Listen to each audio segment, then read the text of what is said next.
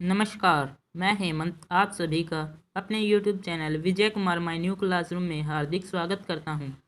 आज हम class 10th Hindi chapter 12 Lucknowi अंदाज जो यशपाल जी द्वारा रचित है वो करने जा रहे हैं। आगे बढ़ने से पहले आप हमारे चैनल को सब्सक्राइब कर लें ताकि फ्यूचर में आने वाली सभी वीडियोज़ के लिंक आपको हमारे चैनल पर मिलते रहें।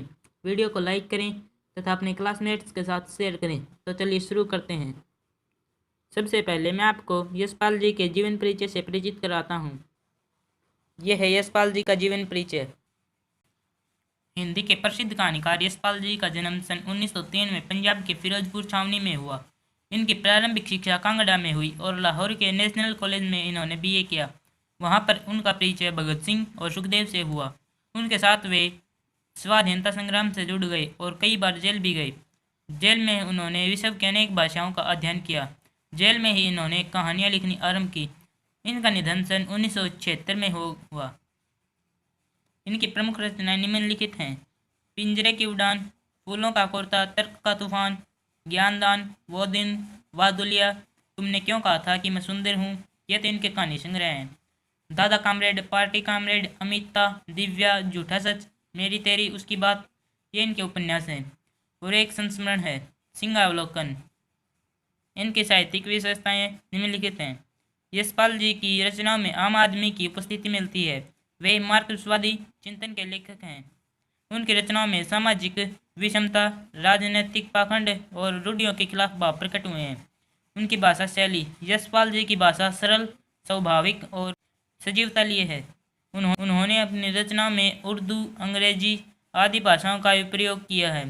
तत्सम शब्दों के साथ साथ सामान्य बोलचाल के शब्दों का प्रयोग भी किया है।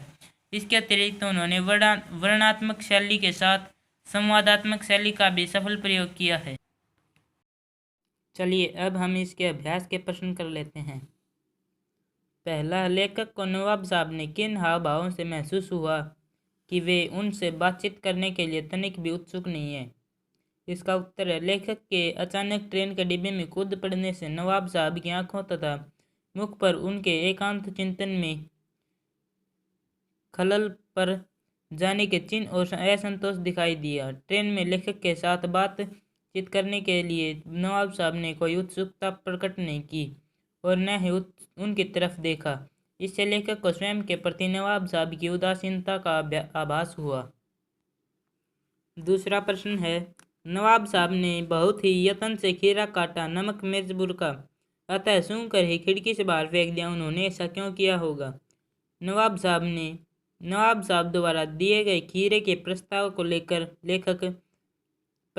लेखक ने अस्वीकृत कर दिया। खीरा खाने की इच्छा तथा सामने वाले यात्री के सामने अपनी झूठी साख बनाए रखने की उलझन में नवाब साहब ने खीरा खाने की सोची, परंतु उसे तुच्छ दिखाने के इरादे से नवाब साहब ने खीरा सूंघ कर ही फेंक दिया। नवाब साहब के इस कार्य से ऐसा प्रतीत होता है कि वे दिखावे की जिंदगी जीते हैं और अपनी रईसी सिद्ध करने के लिए वे कुछ भी कर सकते हैं। इसके वेरी शॉर्ट क्वेश्चन भी कर लेते हैं। लखनवी अंदाज पाठ के लेखक का क्या नाम है? यशपाल जी। यशपाल जी का जन्म कब और कहाँ हुआ? सन 1903 में पंजाब के फिरोजपुर छावनी में। यशपाल जी ने प्रारंभिक शिक्षा कहाँ से ग्रहण की थी? कांगड़ा से। यशपाल जी ने लाहौर के किस कॉलेज से बीए किया? नेशनल कॉलेज से बीए किया था।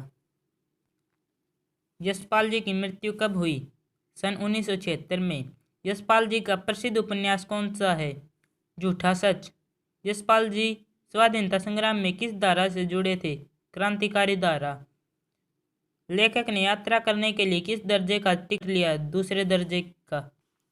लखनवी अंदाज किस विधा के अंतर्गत आता है? व्यंग। डिब्बे के एक बर्थ पर लखनऊ की किस नस्ल के व्यक्ति थे? नवाबी नस्ल के एक सफ़ेद पोश सज्जन। उस व्यक्ति ने अपने सामने तौलिए पर क्या रखा था? खीरे। नवाब साहब ने सीट के नीचे से क्या उठाया? लोटा उठाया था। नवाब साहब ने जेब से क्या निकाला? चाकू। नवाब साहब की किस चीज़ के स्फुरण से स्पष्ट था कि वे खीरे का रसास्वादन करना चाहते थे? जबड़ों के। नवाब साहब ने खीरे को लखनऊ का कौन सा खीरा बताया? बालम खीरा। मैदा क्या होता है? आमाशय, पेट। आसानी से न पचने वाला क्या होता है? शकील। लखनऊ के खीरे की क्या विशेषता है? लजीज। नवाब साहब ने खीरे की फांकों का रसास्वादन कैसे किया? सूंघ कर। नवाब साहब ने खीरों की फांकों को फेंकने के बाद लेखक को कैसी आंखों से देखा? गुलाबी आंखों से। नवाब रेलगाड़ी में किस श्रेणी में सफर कर रहे थे? द्वितीय। मुफसिल की पैसेंजर ट्रेन चल पड़ने पर उतावली से फुकार कर रही थी। मुफसिल का क्या अर्थ है? केंद्रथ नगर के इर्द गिर्द के स्थान। यशपाल जी ने खीरे को क्या माना है? अपदार्थ वस्तु। खीरे की पनियाती फांकें देखकर मुंह में पानी जरूर आ रहा था। पनियाती शब्द का क्या अर्थ है? रसीली। सफेद पोश का क्या अर्थ है? भद्दर पुरुष, सज्जन पुरुष। Okay, thank you.